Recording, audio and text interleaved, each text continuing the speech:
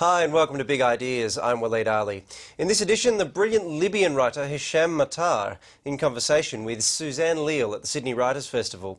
It's absolutely timely that we broadcast this interview with one of the finest writers from Libya just after Libyans have gone to the polls in a democratic election for the first time in 42 years.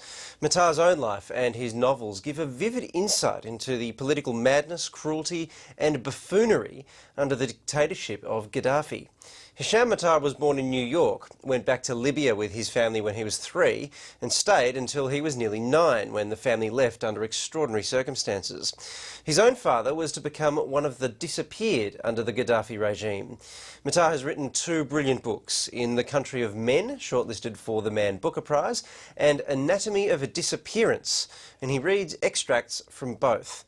He shapes characters with all too human failings that are so credible. People who betray others, people who do despicable things when cornered, but some who still maintain shreds of decency at the same time. He has a great understanding of the human condition. Hisham Mattar. You left Libya in fairly fraught circumstances. What were they? Well, that was the late 70s in Libya was a time of great anxiety. It was 10 years almost from the beginning of the Gaddafi rule, which was greeted in the beginning by a lot of people positively, because there was that Republican dream. And after the 10 years, the regime had done so many terrible things that it lost that goodwill.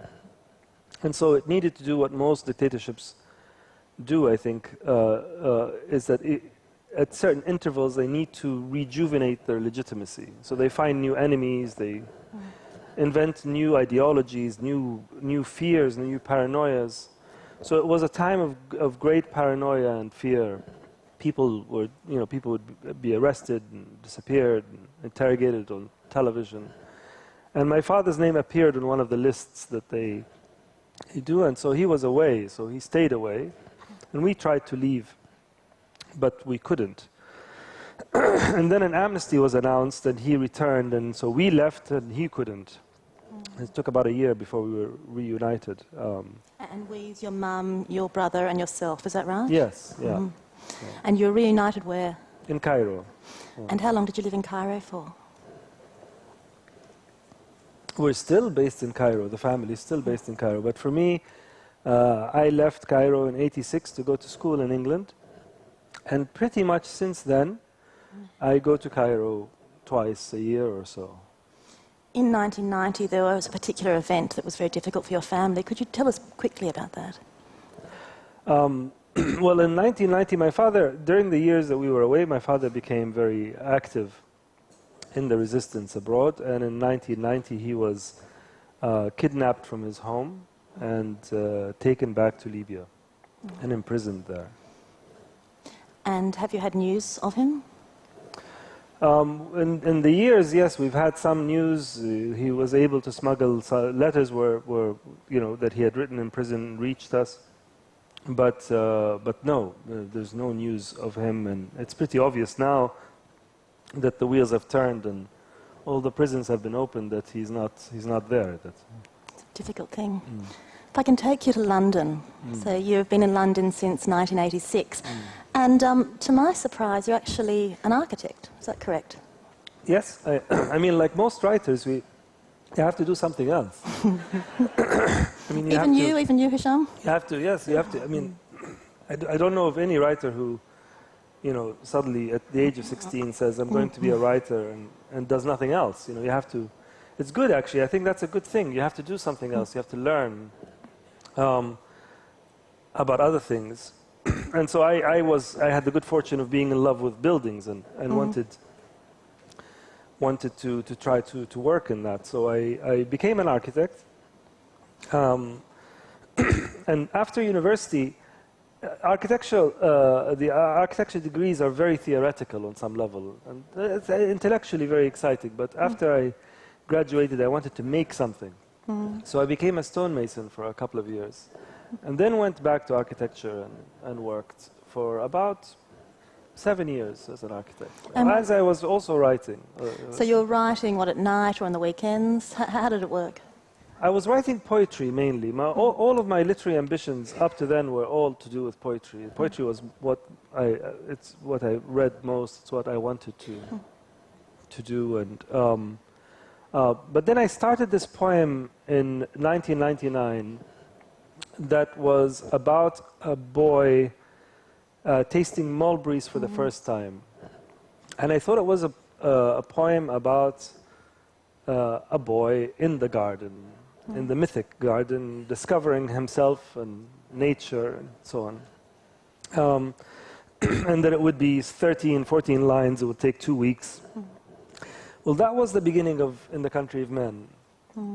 It's a scene now that falls about 43 pages into the book. And really that book altered everything in my life. It was like a very private revolution, changed everything. It said, you can't be an architect anymore because I need you to work every day on this and so on. And so I changed a lot of things in my life to make it possible. How long did it take to write the book? It took about 5 years, but 5 years, there's about a year and a half in there of sorting out practical things, changing my life in such a way as I could work on it. So that means that you wrote it full-time before it... You went from being an architect to writing full-time with a 1 year and a half years gap? The first 9 months, I would wake up at 5 in the morning and I would write for the first 2 hours of the day. Yes. And then go to work. And that destroyed me. It was just very intense. And I've never really been one for making a lot of money. Generally, I don't make a lot of money. But that year, I made less money than I'd ever made in my life, which is saying quite a lot, or saying quite little. Those 9 months were very good because I ended up with a very rough first draft, and I felt that I could do this. Yes. I could do it. I need to do it. It's a sort of feeling that I used to get when I was very young, and I would read a novel that I like, and the more magnificent the novel, the more excited I would become about writing. And I have this voice in the back of my head saying, I'd like to have a go at this. So that was more profound, that voice, once I finished the first draft. So I spent a year closing my practice, and then went to Paris, which is very obvious. I think it's highly unoriginal. Why didn't I go to Croatia or Zimbabwe or something? Why did I go to Paris? But I went to Paris. I think there's a reason why a lot of writers end up in Paris. It's a very, it's a city that is gentle on the writer. It sort of accepts the rhythm, the daily rhythm of the writer. And I lived in Paris for a year and a half. I wrote the second draft, and then I went back to London and wrote the third draft. And that's how long it took. There's quite a lot of confidence in giving up what you know, what earns you money, for the uncertain. That's one. Confidence is a very nice word to use. There's also other words like madness, recklessness. Now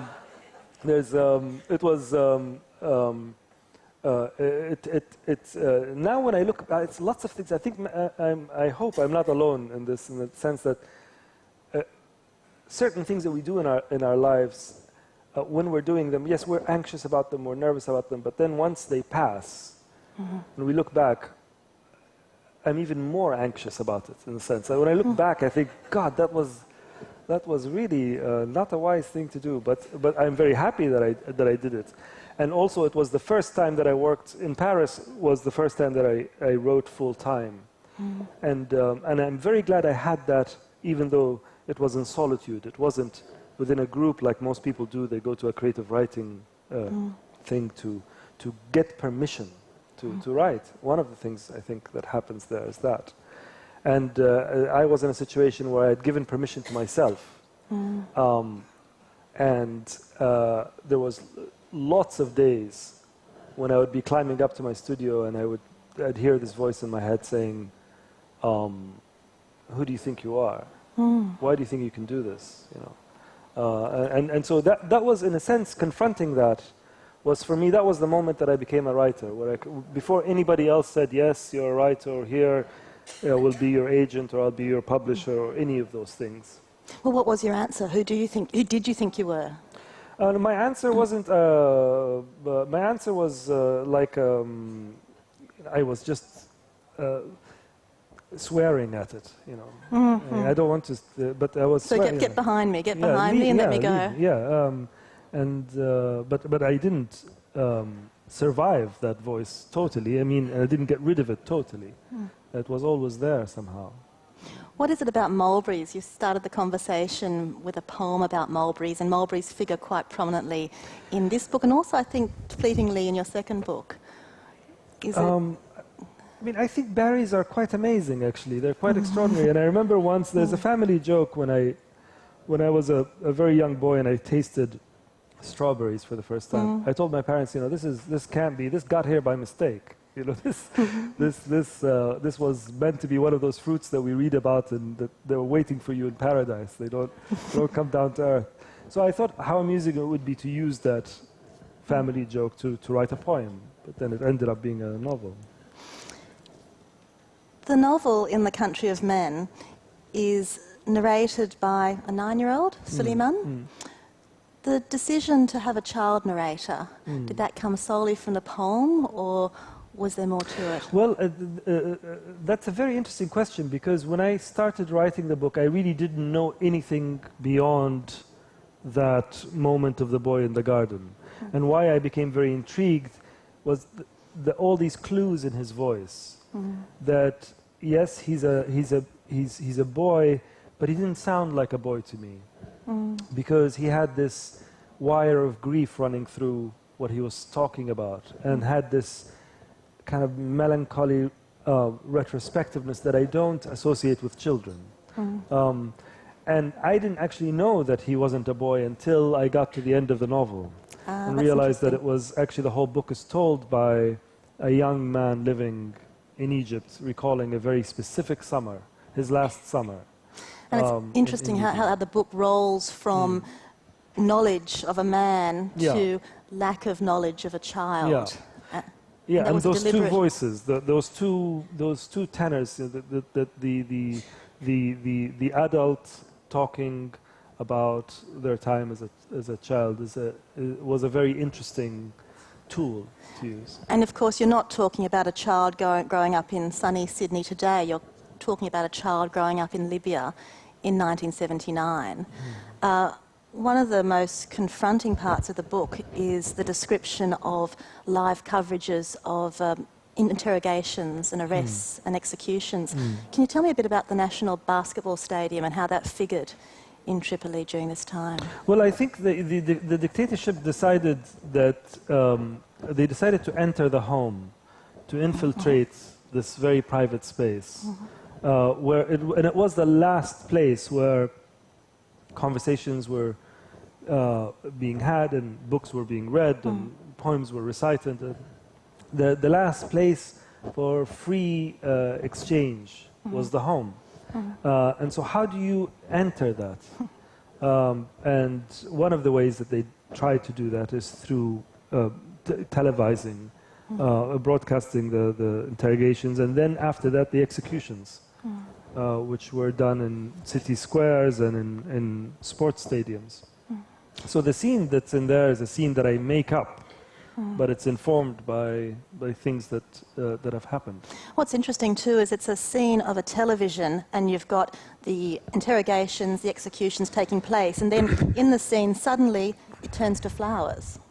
What's that about? Yes, well, there's whenever these interrogations weren't going according to plan, when the person being interrogated expressed defiance or something, the picture will change. And you'll have flowers, just all right. And so this was the censor doing this, but there was a myth or a theory that it was actually Gaddafi, that he had a button at home.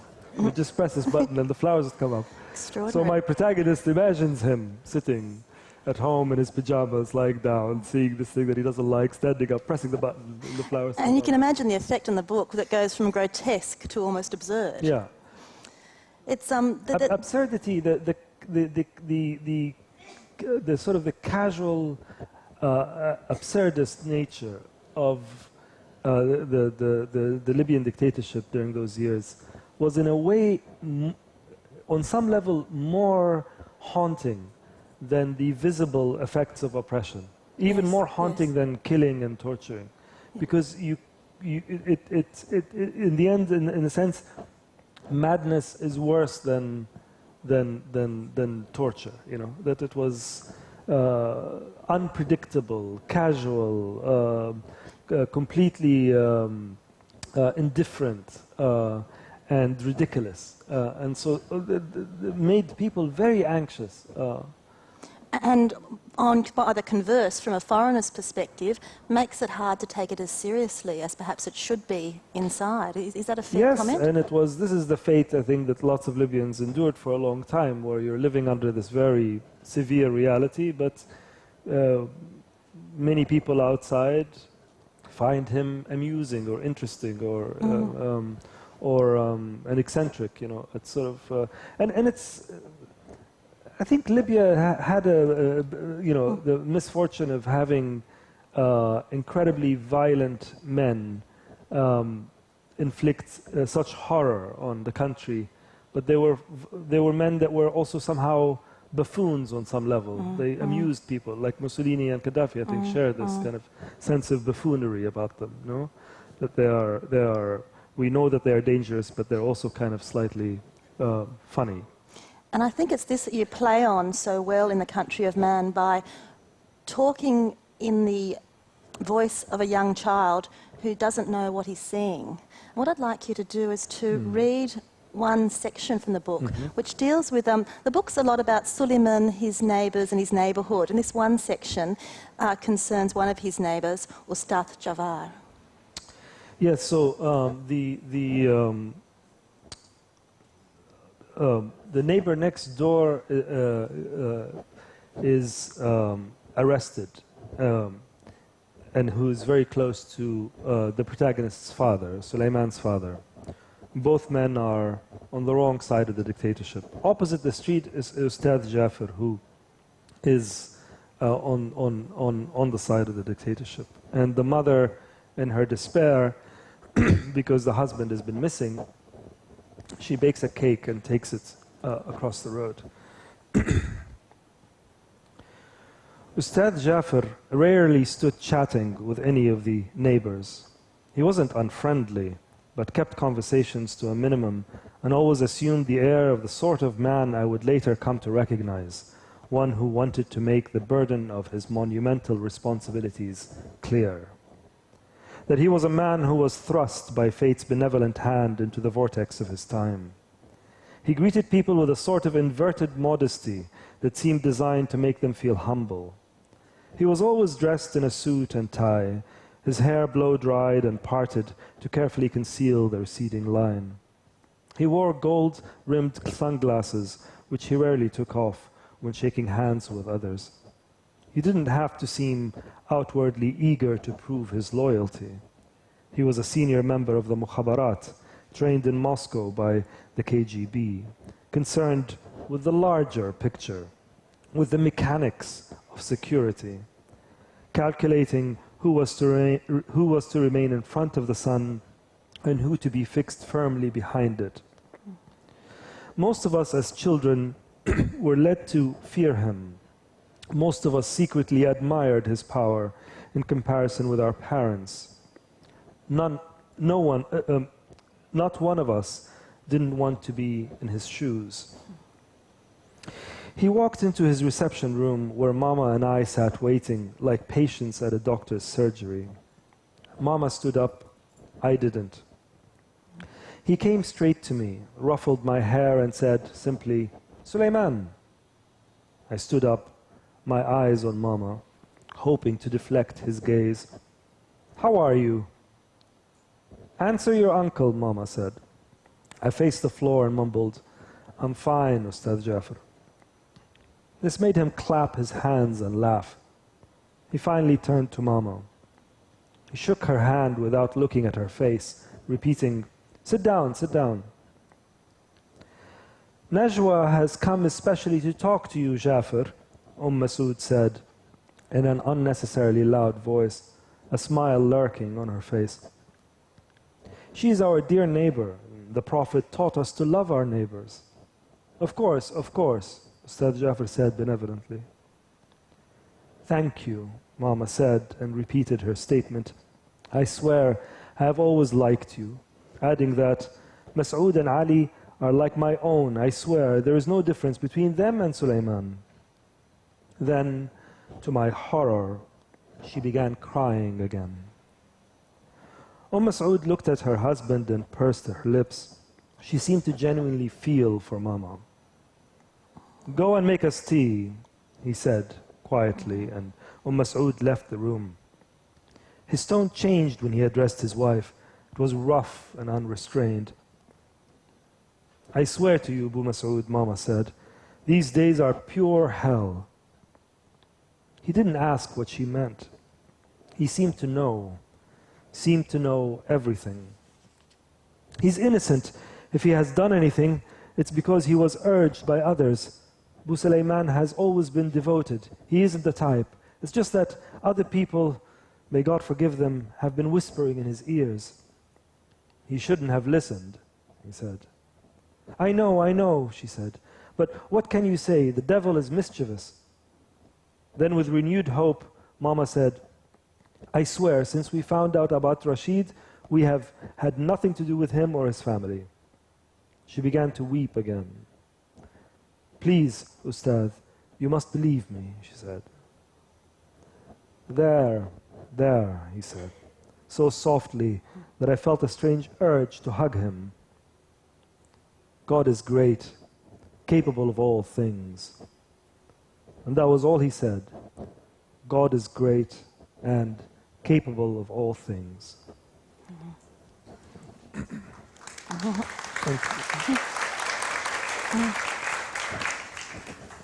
Your book deals with acts of great heroism, acts of great betrayal. Who's the hero of the book?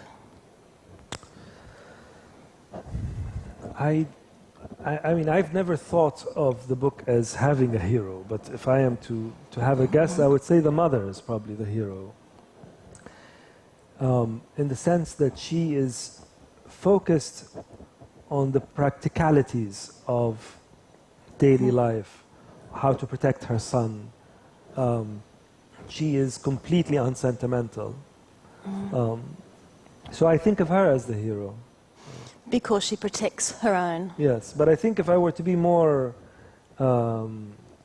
objective, maybe there are no heroes. I remember somebody once asking me about Sulaiman, saying, why did you create this character that betrays? The thing is that I don't think there's anybody in the book that doesn't betray something or someone. That under these extraordinary circumstances, betrayal becomes a facility. That we like to think that suffering ignobles the heart. That people, when they are faced with such challenges, they rise up to them and they do profound things. And that certainly happens sometimes. And when it does, it's very moving and a truly beautiful event. But more times than not, perfectly decent people do despicable things when they are cornered. And that, in a sense, what is very interesting about that is as they do despicable things, their decency remains at the same time. The two are side by side, and it creates great suffering for people. And I think that's throughout the book, these contradictions where people behave badly but act well within the same sentence, within the same page. And it's something I think that also comes back again in your second book, Anatomy of a Disappearance. This also is a story of a young boy, not quite so young this time. Tell me a bit about Nuri. Well, it's again, I'm using this voice of somebody speaking from a present, reflecting about a moment in the past. Because as I said, the issue of how the past alters the present, or our thinking of the past alters the present, or informs the present, and how the present is also forever altering our memories, that memory is not this static, fixed thing, it changes. With my second book, it becomes slightly more complicated because instead of having somebody at a very fixed moment in time, in Suleiman's case, he's 24 when he's telling the story, and he's telling the story that happened when he was 9. There's nothing, very little else is in the middle. Whereas in Anatomy of a Disappearance, Nouri is older, he's in his 30s, and he's recalling different moments from his past, and a lot of his time as a young man. And that sort of reflection, for him, the motive is he's truly trying to remain in the past. He's a very peculiar person because he hasn't been able to do the sort of things that we take for granted and most of us do, which is to move in the world, to acquire new identities, new friends, fall in love, fall out of love, change our careers, decide, no, I'm not going to wear red anymore, I'm going to wear yellow or something. You know, Nouri is truly caught in the same way that I was trying to describe that light in Tripoli. You know, he's truly held by the past and by this desire to know his father. So he stalks his father's lovers. He lives in his father's houses. He wears his father's clothes. His fidelity is peculiar. It's not the sort of fidelity that I, for example, feel towards my father.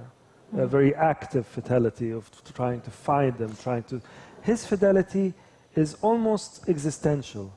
It's not. He doesn't even want to be his father. What he wants is he wants to find a chair that his father once sat in and go and sit there. What unites you and Nouri, of course, is that you're both the children of a disappeared father. And that's where the book really takes off, is it not? That Nouri's father has disappeared, but on top of that, he's a motherless boy. Is that the important part of the book? That he starts as a motherless boy and then becomes also fatherless? Yes, it's an important event, but what's more important in the book is how longing plays out. Because longing is, even the word sounds passive, you know, it sounds kind of just longing, it just vanishes, no? It's, so what was interesting to me about his longing is that his longing is incredibly active and on some level detrimental. It's the definition of obsession. And I think from the very first page of the book, that longing is palpable. Could you read the first chapter? Yeah. Thank you. My chapters are short, so don't worry. The first chapter is sitting here. Could you read the book, please?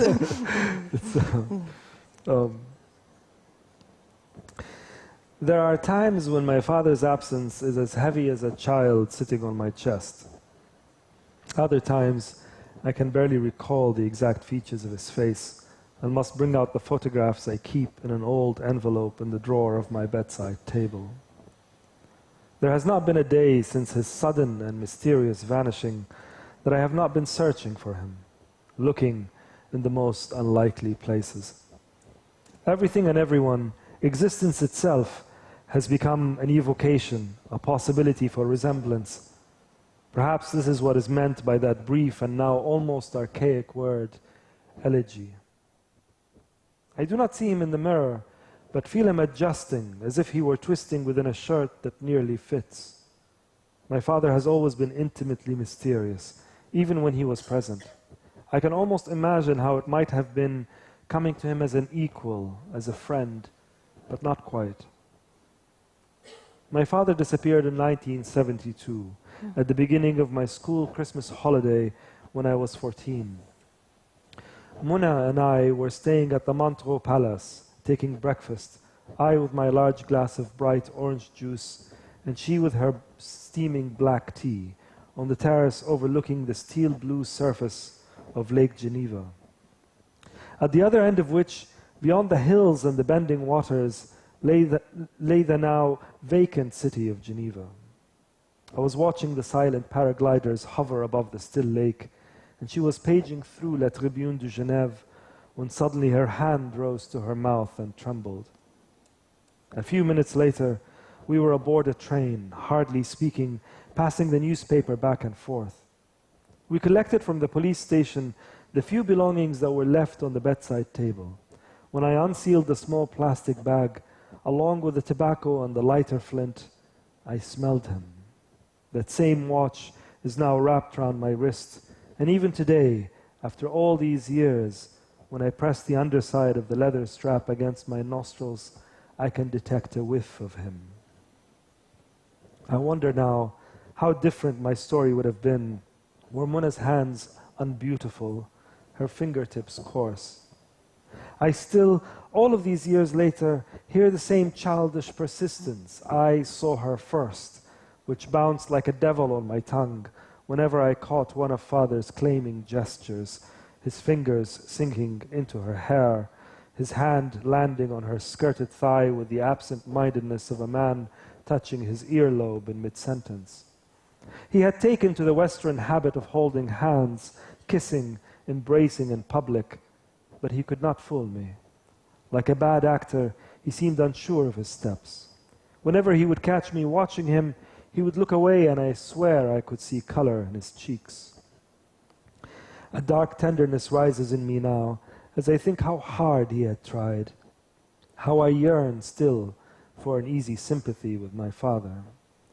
Our relationship lacked what I have always believed possible, given time, and perhaps after I had become a man, after he had seen me become a father, a kind of emotional eloquence and ease. But now, the distances that had then governed our interactions and cut a quiet gap between us continue to shape him in my thoughts.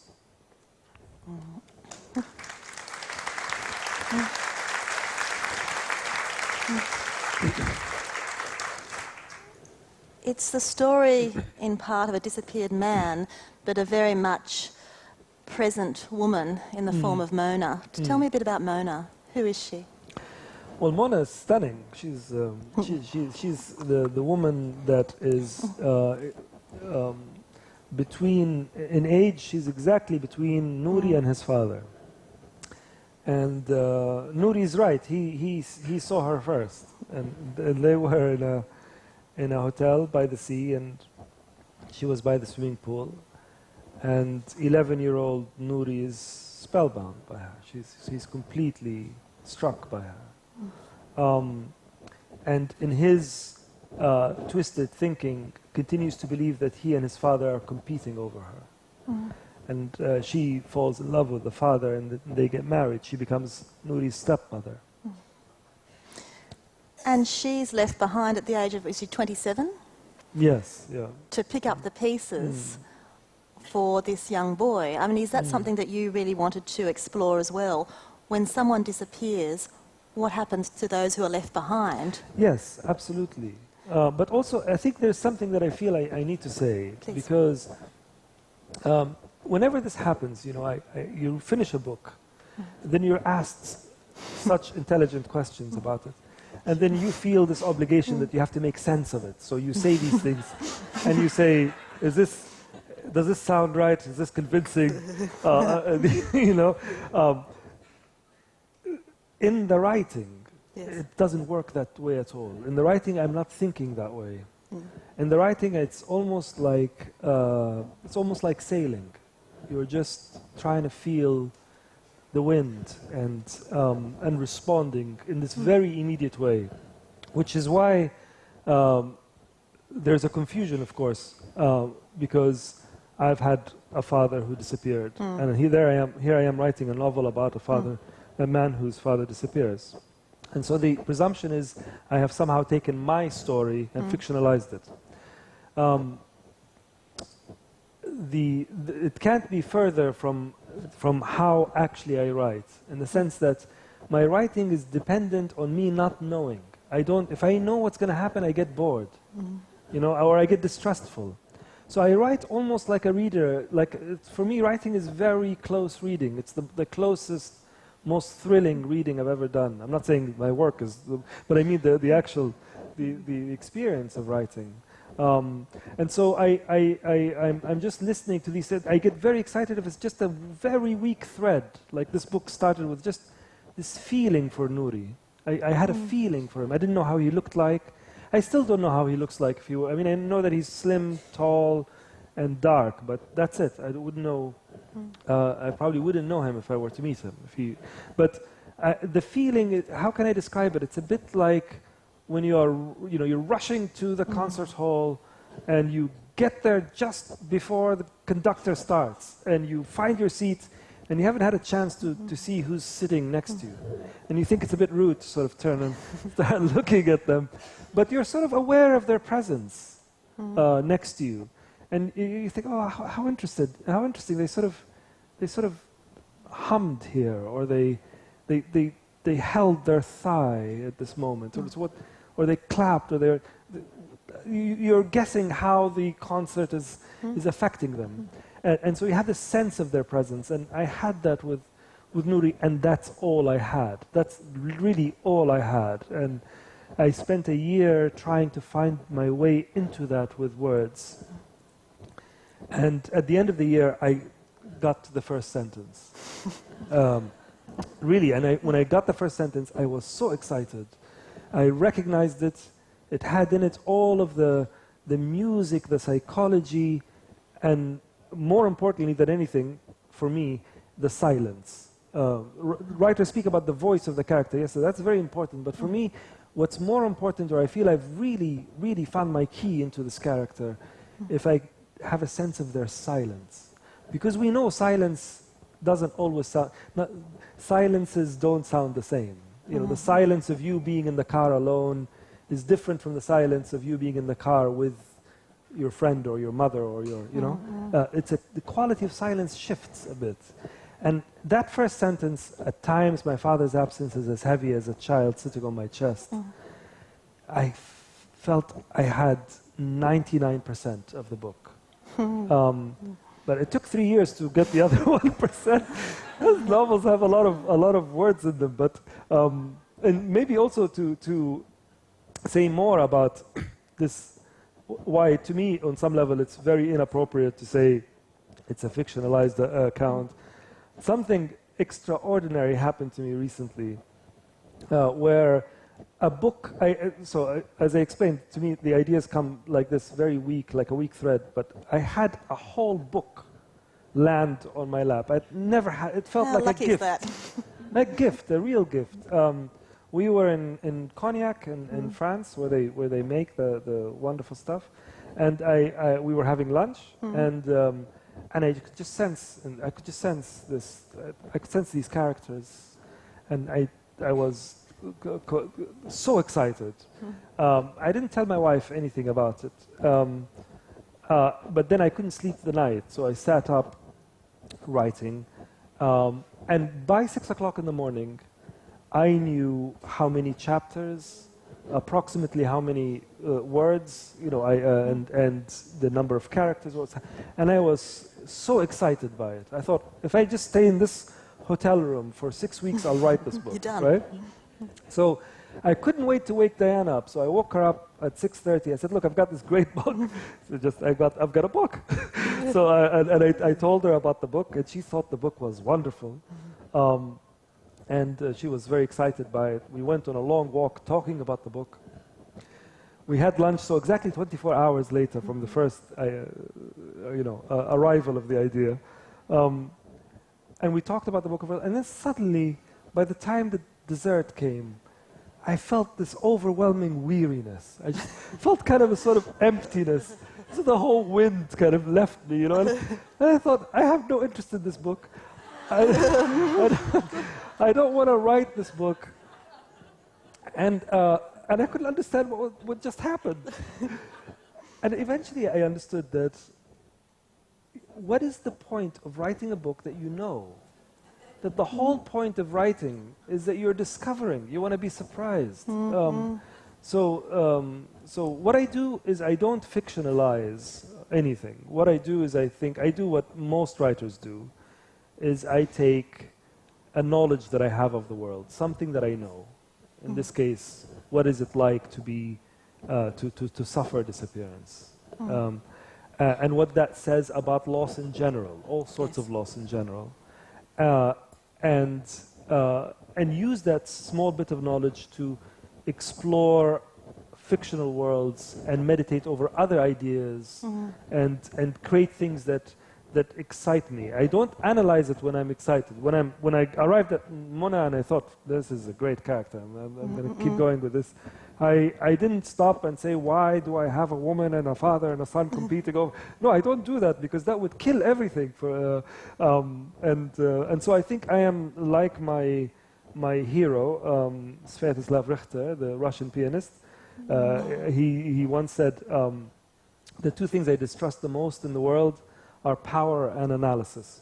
So I don't analyze I analyze other people's work. So you're perfectly welcome to analyze it, but I'm not going to analyze it. Leaves me with little work to do, I think. There is Mona, and there's also Naima. You were speaking about silences and how you write the silence. I think this passage, which deals with another character, Naima, who's a young housekeeper for Nuri, is really a passage of silence and waiting and longing. Would you agree? Yeah, yes. Naima has been with the family before Nuri was born, so she's been present his whole life. And there is this peculiar intimacy between them that he doesn't quite understand. And I'm not going to give away what the reasons for it are, but that's just to make sense of what I'm going to read. So this is when he's at boarding school in England, and his uncle or family friend calls him and says, and Naima, have you called her? No. Why? You should call her from time to time. Why?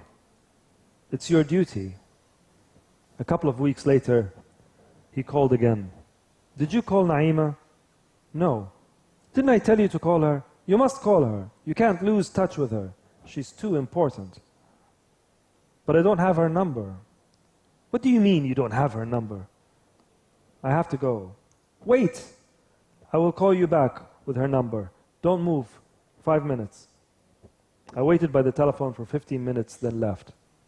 The following day, Mr. Galbraith, who's his housemaster at school, came to say I had a call. Naima doesn't have a phone, but this is the number of the nearby mechanic. He will fetch her. Give her time. Be patient. He read me the number, then asked me to read it back to him. Call now. And listen, from now on, call her every week. Every week? Well, once a month at least. I called the mechanic, but after waiting for more than 3 minutes, I hung up. A week later, I called again. Don't make me bring her here again for nothing, the mechanic said. But I'm calling from England, it's expensive. Then hang up and call again in 15 minutes. After 10 minutes, I dialed the number. He's keen, I heard him tell her. But is that him? Naima said. As soon as she heard my voice, she went quiet. Only when she spoke again did I realize she was crying. She begged me to call again, to call often. What's today? She asked, then repeated the same question to the mechanic. Sunday, I heard him say. Sunday? She said. Then to me, I will be here beside the telephone every Sunday around this time, just in case you feel like calling. When I did not say anything, she added, I promise the next time I won't cry. I did not call her after that. And I think in that passage there is just the essence of this book of longing and loss and sadness and misunderstanding. It comes back to me frequently. We're coming up to about 10 to 5, and I think it'd be a good time to have some questions from the audience. Thank you very much. I'd like to ask you, in what language do you dream, and in what language do you think? That's a very good question. I dream in no language, and I dream in English, and I dream in Arabic. And thinking, I suppose I think in English, but I am interested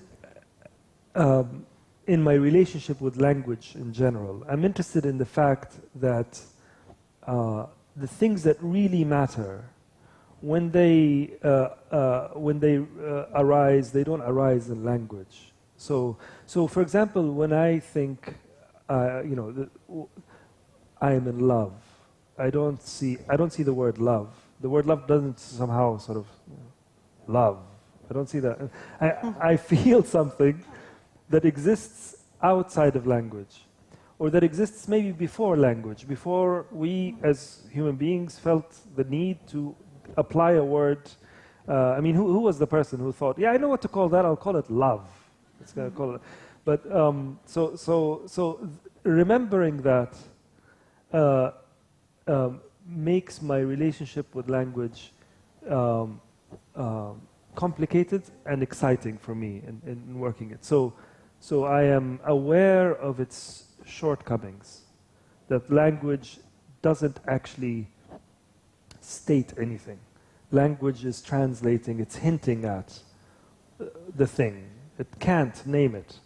So the word love is not the thing. The thing exists outside of language. The word love is pointing towards this thing that I feel, or that one feels. So that's always both what I sometimes get. When I envy composers, I envy them for this reason, because music, although at times it's translating, nocturnal, or translating a happy scene, or a battle, but there are moments in music when it's not translating anything, when it is the thing, and that's hugely exciting. In writing, it occurs occasionally, and I think of Samuel Beckett as somebody who has come close to creating a prose that is the thing itself, that there's something going on there that is to do with not just what language does, everyday language does. But so these are my frustrations, but also I am quite excited by the fact that there's this distance between the words that we apply and the thing that we are feeling. And that distance is the silence that the reader fills in and gets involved in. So, Thank you. There was a question down the front here, in the middle. I just want to know, were your books translated into Arabic, and if so, were they distributed in Libya, and if so, what was the response to, especially your first one? yes, my books are translated to Arabic, and I work very closely with my translator.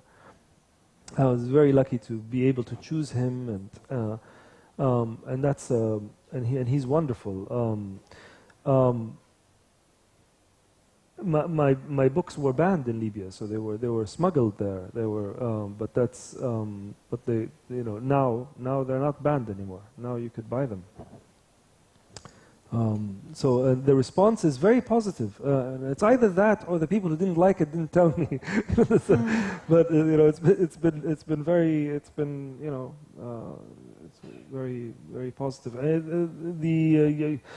The feeling about how you're received as a writer is always a problem, because you think really, if I get too enthusiastic, then maybe I'll get in, about praise, then maybe I'll get attached to praise, and then if I write something people don't like, it'll be and if I get, but then if I'm not enthusiastic, then it's a shame, You should always rejoice. There's always find a reason to be happy. So it's so I have but particularly with my country, it becomes more complicated because I have this secret conviction that I mentioned in my opening address about that I think history is and society is fixed on co-opting me in some way, and co-opting the writer, acquiring the writer, particularly your country, wants to acquire you. You know, fold you in, as Sebastian Barry was telling me the other day. He says, fold you into the pudding. He says, just the pudding. So, I am my relationship with the Libyan reader is complicated and a deep one, but that's part of what makes it deep. Yeah. Hi. I was just wondering, as a writer, who have been some of the most influential writers that have influenced you in your career? The question of influence is very interesting because it's hard to answer it objectively, you know, or completely, because so many things have come into it, you know. Certain writers are very important at a certain time, but the ones that have sustained my fascination and interest, people like Ivan Turgenev and Proust, Albert Camus. I mean, lots of very different people, and they sustain my interest, but I'm not free of problems, you know, with them. But also, music and film and paintings are very important to me. I've learned so much from music. It's central to my life in a way that literature is. Particularly when I'm writing, because it's such a gift to be able to engage so passionately your faculties, your emotional faculties, your intellectual faculties, with something that doesn't use words, doesn't use language, that you have been working, you know, all day trying to write a decent sentence, and sometimes in the evenings you don't really want to talk, you know, and so I go to concerts a lot. I go to 2-3 concerts a week, and it's a very important part of my life and my life as an artist, my thinking about these things.